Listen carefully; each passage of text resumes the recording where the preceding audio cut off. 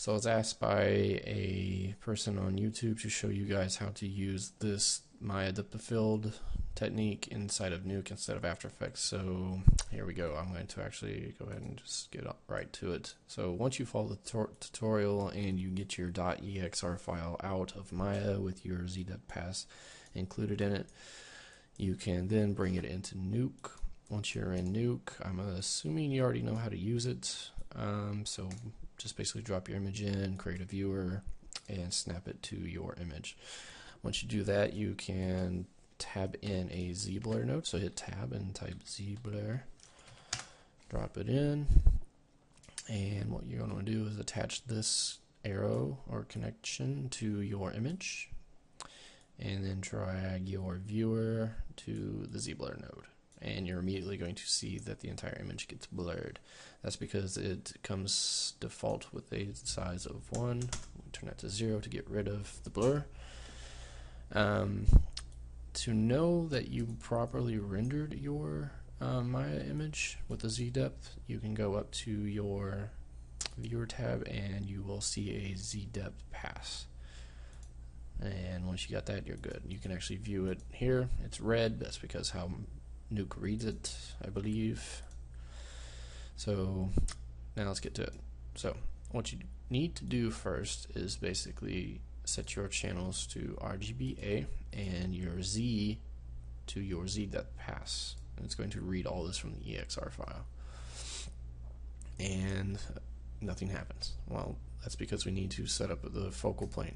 So once you do that, you check on this focal plane setup, and you're going to get a blue image. And don't worry, it's not blue, it's actually going to read in that depth. And in order to adjust that, you have to drag this focal plane center slider, and you'll start to see it appear. There it is. Okay. Now, depending on how you set up your ZDepth pass inside of Maya will determine how far you can actually push this to go back to the very back or the front.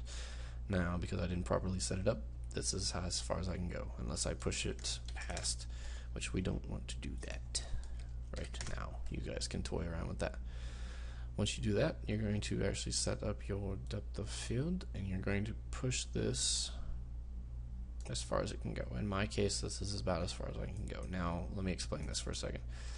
Everything that is blue is going to be blurred, and everything that's green is going to be in focus, essentially. There's a lot better tutorials on the web, but this is just a basic rundown. So if you guys want to get more into it, then all you need to do is do a YouTube search, and you should be able to find some more in-depth tutorials on the web. And if you can't, then let me know and I will delve more into it for you guys. Anyway, once you set up your focal plane, check it off, and you're still going to see that nothing has happened, and that's okay.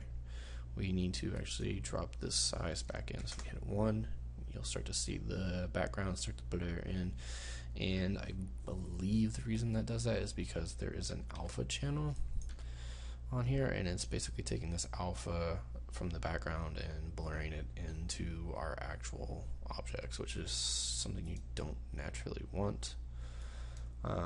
So I'm not really sure how to get around that. Maybe let me try something real quick. Maybe if we pre-molt it, and that didn't get rid of it, but we don't see the edging around it. Maybe we can merge in. I'm not going to go into that. Okay, anyway, let's get rid of that. Get back to the task. So anyway, what you do, you start to crank up this blur, and you're going to see your background slowly blur. Bring it in, and you can go all the way up if you want. And there you go. Now if you look at your focal plane, that is exactly everything that is in focus, which is cool. It's very cool. I'm not sure what occlusion does. Let's find out. Oh, yep, there you go. That fixes your problem, some of it. So you might want to leave occlusion on. In some cases I would say not, because if you look here, when I turn it on, you actually get some hard edges, which is kind of weird looking and unnatural. So don't do that. Okay, so there it is. We'll go ahead and leave that at 100. You can actually crank this up. I believe that adjusts some of it as well. There you you go. You can do that. You can just toy around with it, and there you go. Your basic setup for a ZBlur pass inside of Nuke. On, off, on, off, on, off, on, off, on, off. Thanks, guys. On a more serious note, if you need more tutorials, I've been very busy, so I haven't been uploading lately. So if any requests, then just shoot them my way. Thanks.